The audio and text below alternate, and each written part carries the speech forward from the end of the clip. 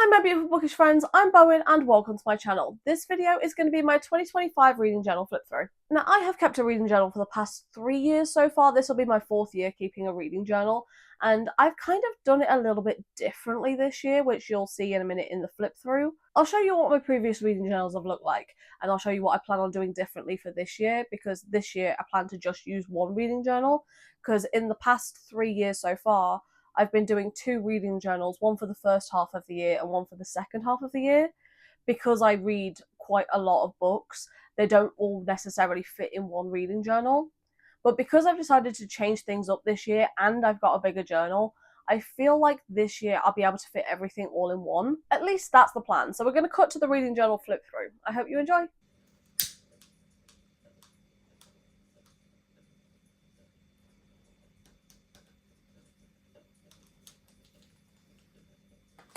So I've never actually made any reading journal content before. So these 2 are my reading journals for 2023, and these 2 are my reading journals for 2024. They're a little bit dusty, crusty, and they're a little bit dirty now, but it's fine. The reason why I have 2 reading journals for 1 year, it's easier to show you with my 2023 reading journals. It finishes here, and I only have this left. And bear in mind, this is only covering 6 months. So if I was going to use this for the entire year, I would run out of space really quickly. So I decided I was going to set it over 2 reading journals. So I had one for the first 6 months and one for the second 6 months of the year. Now, for the past 3 years, my reading journal setup has pretty much been the same. And I'm going to show you how I did it on my 2023 reading journal. Quite frankly, because my 2024 reading journal is not as cute. So we've got this just basic little title page. It's really basic, but I really love it. And then we've got the rest of my 23 books I wanted to read in 2023. Bear in mind, this reading journal is for July through to December, so this is the latter half of the year. And then I've got this bit here, which is I spend far too much on books, so I'm just tracking what books I'm buying. If it's highlighted, it means I read it. The different colours mean different things. So for example, if it's highlighted in orange, it means I bought the audiobook. If it's highlighted in purple, that means I read it in 2023. If it's highlighted in green, I read it in 2024. Then we have this lovely little A to Z thing with the different book titles. I love the way that this is set up. I don't love the way that I've done it in my 2025 reading journal. This is just so much cuter, but it's fine. It's fine. It's what we're working with. Then, as with all reading journals, we have to have the bookshelf spread. It's very important. So this is obviously, again, for the second half of the year. And I've done like a little Dutch door to make sure that they all fit. I didn't really go onto this second page so much. There's literally only one on there. But I've got like little decorative pieces up in here. And it's cute. It's basic, it's necessary. The different colours of the books relate to the colour of the cover of the book, and that's just the way I like to do it. I like it to look a little bit like an actual honest to fuck bookshelf.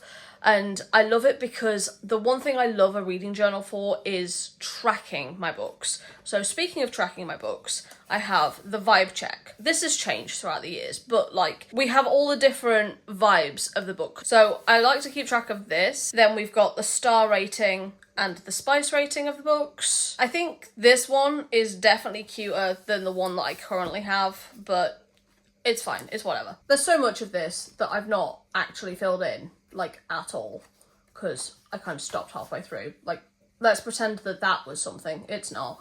For the most part though, this is what we're working with. Now in general, this is how I've been doing my reading journal for the past 3 years. So I've got the book cover with it being outlined, and the outline of the book corresponds to the format that I read the book in. So these ones are all blue because I read them all on my Kindle, and I chose blue for Kindle because the Kindle app is blue. Really that simple. I've written all of the information about it, so the start date, the end date, the rating, the vibes, the page count. This is information that I want to keep, but I've also written out the entire written review for it. And that is because I was honestly so far behind in my Storygraph and Goodreads reviews that I needed to write it down and then I would catch up to it later. I am now fully caught up, so I don't need to do all of this anymore because I'm already typing it out onto Goodreads and Storygraph. I don't need then to write it out by hand as well. It's just a little bit too much. Then we've got this really basic layout for like a monthly title page where I've got books read, pages read, the month, and then I got this weird pie chart looking thing. And the weird pie chart looking thing is the different formats that I read the books. So like I said, blue is a Kindle book, orange is an audiobook, again, because the Audible app is orange. Purple is paperback, and yellow is a hardback book. Some of them, like this one here, I listened to the audiobook, but I had the hardback, so it's kind of both. So that's why it looks like that. But this is like the general concept of what I've been working with for the past few years. This one is my 2024 reading journal. This is, again, the latter half of the year. I really do like this title page, even if it's just only quite small. Again, we've got we spend way too much on books. This is all the books that I purchased when I was in Rare Edinburgh. Yes, it covers 4 pages. I went too hard, fight me. This is more Rare Edinburgh stuff, but I've literally just put the wristbands on there. That's it, that's all I've put. This was meant to be the fantasy and sci-fi series I finished. I gave up with this before I made this reading journal. I don't know why the fuck I put that in there. It's irrelevant. Same concept. I'm not having this in 2025 because I'm not doing a number of books to read in this year. And again, I just love the way that this looks. Mostly because I hate the way I've done it in my new reading journal. I think I've just used the wrong colours. We'll get there. Again, we've got the bookshelf. I didn't get anywhere near as close as last year. More trackers. The vibes. You can see this year the vibes are a little different. Like, for example, fun isn't on here. Because fun was kind of like good time and funny. So I've kind of split those up. Good time has gone all the way around. Yeah, that was a problem. But this year is one where I've been tracking the tropes. I had more space for some other ones, and I love this concept, especially because I have the memory of a fish. So it shows all the ones that I read the most of. Are we really surprised that my top 3 are Fated Mates, Monsters, Demons, Vampires, and No Third Act Breakup? Literally no one's surprised by this. But I do like the trope tracker, so I do want to continue that. Again, this was meant to be like my July cover page, but I've obviously just not done that at all. So I just changed up the washi tape that separates the books for each month. Like this. Some of them I do take an entire page, like this. Like, there was a rant going here. So this is what it has looked like. This is my 2025 reading journal. Now, this one, as you can tell, is quite a bit bigger than my other reading journals, and this one is an Archer and Olive one. This one is Yop and Tom, and I like this one because it's got like the little window and the books on it already. This is meant to be like really autumn vibes, and I just like it because it's got the window and the books. I just think it's really cute. So we're going to open it up. So the first page is the key, and honestly this is probably one of my favourite pages in the reading journal, and the key is essentially for this kind of thing. So we've got the different swatches of the highlighter. We're going to ignore that this one's fucked, but we've got the different swatches of the highlighter or the midliner or whatever it is, the name of it and what it's used for. So the different ones for the different star ratings, the ones that I use for spice, tropes and vibes, and the ones that I use for the different formats of the book. So this is going to be in here, but I've not decided what colours I'm using for what thing yet. Then we have my cover page, and I will reiterate throughout this entire reading journal video that I am not a creative person. I do this because I'm a Virgo and I like to keep track of things, and I probably could do this digitally. I like marking things off with a pen. This is what we're kind of working with. There's not really a lot to it. I like this part and I like this sticker. I don't know, there really isn't a lot to this one. Then I still want to keep track of how much money I'm spending on books. But this reading journal is for the whole year. So this is a 4-page spread. So I've got, obviously, through the first 6 months, and I've got this one in gold. It's very simple, just classic, and I really like it. And then we have silver. And again, it's the same design, just in a different shade, and it's just simple, it's just classic, and I really like it. Then we get to my worst spread, and I'm not gonna lie, I hate it. And that's this one. So we have my goals, and this is fine. But this is the only one that is 2 1-page spreads, as opposed to a whole 2-page spread. Like, it looks weird like this to me, and I don't love the colours for this. I think it's because I use pens and not highlighters, so it just looks shit. For lack of better wording, it looks crap. This is it's fine. There's not really a grand amount to it. This, I absolutely freaking hate. So we're just gonna move past it. I hate it. This one, however, I absolutely freaking love. This is one of my favourite spreads. I think my favourite reading journal spreads are the ones that are just simple. Now, this is the only readathon that I plan on participating in this year, is the Buzzwordathon. I will link the Buzzwordathon video in the description down below. I'm going to be doing the cover one and the title one, but I'm not going to be doing it in respective months. So it's just, if I happen to read a book at some point this year that fills one of these prompts, then that's the one that counts. And it's just, it's simple, it's classy, and I love it. Then we have the reading journal page that doesn't really seem to fit the vibes, and that's the sin bin. This is where the DNFs will go to die. So this is just going to be filled with different book covers of all of the books that I DNF this year. The reasoning that I'm going with as to why it's space themed is because the DNFs should be yeeted into space. That's it. That's the only reasoning that I came up with for the space theme. Honestly, it's just because I've got loads of space journaling shit and I wanted to use it. That was it. That was my entire reason. Then we get to the tracking section, which is obviously going to start with the bookshelf spread. This one doesn't have any of the accoutrement on there. That's me trying to be fancy. It did not work. But I wanted the books themselves to be bigger so I could fit more words on them, because there are quite a few in my previous reading journals where the books themselves were so skinny I had to pick the next book to be a small title or a one-word title because it just wouldn't fit, and I didn't want that to be the case. Now, I went back and forth on how many books I wanted on each shelf. You'd think 10, because that's like a nice round number, and that's nice and easy, and that makes sense. Now, do I think I'm going to get through over 200 books in a year? I mean, honestly, considering that this year has been my lowest reading year ever, last year was 190, and the year before that was 218, I think I might. So this year I've gone with 13 books on each shelf, which, considering this is a 4-page spread, is 260 books. If I get to more than 260, I'm going to be very impressed with myself, that's for certain. But honestly, if I even get to page 3, I'm going to be happy. Then we have the star rating and the spice rating tracker. I always put these on the same page because it really doesn't take up that much space. But again, since this is the entire year, I've decided I'm going to go horizontal. So I've got the star rating at the top. It looks really cramped because, quite frankly, it is.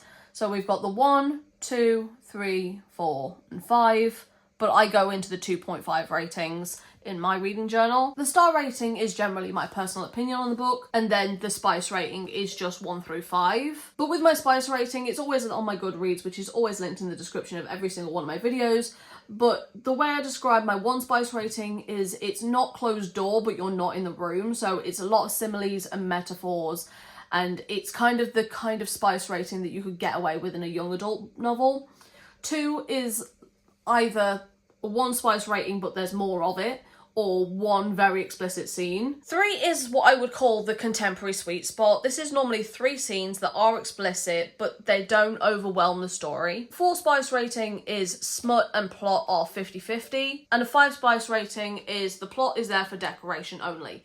This is just pure filth. But that's the way I do spice rating. Other people might do it differently. It might go to their personal preference. I'm not putting that on the internet, so I'm just going with more technicality on this one. So this is my vibrating tracker. Again, we have like a little Dutch door sort of situation. And the reason why I've left my pencil marks in is because, I don't know if you can tell, but I had to stick this part here, because when I was trying to cut through this with my little blade, I cut through this page. So I've had to stick this part here to kind of reinforce it. And it didn't marry up with the dots, so I had to leave the pencil marks in. It's fine. It's what we're going with. And we're also just going to ignore that this is not even slightly straight. It is, as my father would say, bent as a 9-bob note. But I love my vibes tracker because I feel like sometimes the vibes will let you know more about a book than the actual rating. Now, some of these are definitely more star rating specific. Like, for example, I Don't Give a Fuck is normally 1 star, Meh is normally 2, Fine is normally 3, Good Time is normally 4, Oh My God This is normally 5. I feel like the other things in there as well just slot in so perfectly. I think this just works for me. Then we have another trope tracker. This one also has like a little half page situation going on here, which I love this little half page. The reason why it looks so weird is because I did it in gold originally, and then I realised that there's only one angle where I could actually read it, so I went over it in black, and now it looks kind of odd. But it's fine, it works. But I've split it up into different like sections. So I've got creature feature at the top. So we've got dragons, aliens, monsters and demons, vampires and fae, Omegaverse and Shifter. The difference between monsters and demons and vampires and fae: monsters and demons could not pass for human if they tried. Vampires and fae absolutely could. Then we've got the character section, so we've got sports, mafia, motorcycle club, plus size, assistant slash nanny, bodyguard, celebrity slash royalty, age gap, millionaire slash billionaire, single parent, grumpy sunshine, artificial intelligence, and cowboy. There are some that kind of go together, but like, for example, not every assistant slash nanny is also single parent. Like, for example, I put the housemaid as nanny, but it wasn't single parent. You know, that kind of thing. Then we've got relationships. So we've got enemies to lovers, why choose, found family, insta-love slash love at first sight, second chance, fated mates, marriage in trouble, family saga, friends slash family's ex, student slash teacher, friends to lovers, and best friend's brother slash brother's best friend. Then we've got the section that's more like the setting. So we've got workplace, small town, roommate slash neighbours, which I get could be in the relationship one, but I feel like it's more location based, so I've put it here. Vacation, sex club slash sex worker. I get that this could be here or here, but this was a very small section. I wanted to pad it out a little bit, okay? Isolated environment and holiday, i.e. Christmas. So the reason why I've had to put holiday, i.e. Christmas, is because we don't use the word vacation, we use holiday in the UK. So if I'd have just put holiday, I know me, I would have 100% put it in the wrong bloody column because I'm a numpty like that. Then down here we have the story section. So we have hidden identity, no third act breakup, multi-generational, stalking slash kidnapping, fake dating, pregnancy, game slash challenges, deal with the devil, forced proximity, retelling, marriage of convenience, journey slash voyage, teach me, coming of age, amnesia, political takeover, magic, and dual timeline. Now you'll notice that there's no micro tropes in this. There's not going to be any one bed trope, there's not going to be the who did this to you, there's not going to be any hurt comfort, because they, I feel like, are very scene specific. Now if I was going to do a whole scene specific one, I would not have the room. It just would not exist. This is more story-based, plot-based, the whole overarching thing, right? So if you do have any other suggestions for any other tropes that I've missed in this section, please do let me know in the comments down below. Then, much like the sin bin section, I've also got a reread section because there are quite a few books that I do plan on rereading in 2025. And honestly, I think this one is much nicer. This one's just really classic, really simple. I'm going to be putting all the book covers just up here randomly, however many there are. But I just think this one's really nice. Then we have the pure chaos that is my January title page. Do I have a single clue as to what in the bullshit is this? No, I don't. I like all the colours together, so if I look at it from a distance, I really like it. If I try and look at it up close for too long, it's going to annoy me because, like, I don't know what the fuck this is. The colours together look beautiful, but, like, as an entire reading journal spread, what in the fuck is this? It was 3 in the morning, okay? I was trying to get shit done. And as I've said before, I'm not a creative person, so it's just a mishmash hodgepodge of crap.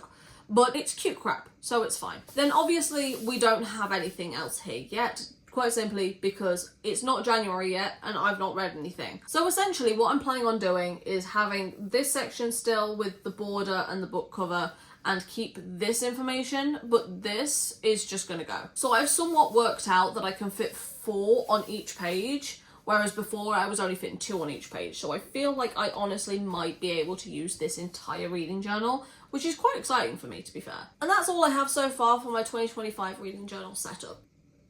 I wish I was more of a creative type of person. I'm just not really wired that way. I like my reading journal layout for the statistics of it all and like the trackers and everything. That's what I really love. I try to make it as aesthetic as possible, but I'm not good with following a theme of anything. I don't know why I'm like this. And that was my reading journal flip through. So if you managed to get this far into the video, then let me know if you're keeping a reading journal for 2025 in the comments down below, along with some form of a stationery emoji. And let me know what kind of things you keep track of in your reading journal. But for now, thank you so much for stopping by. It has been lovely having you here. And I hope to see you in another video coming very soon. Bye.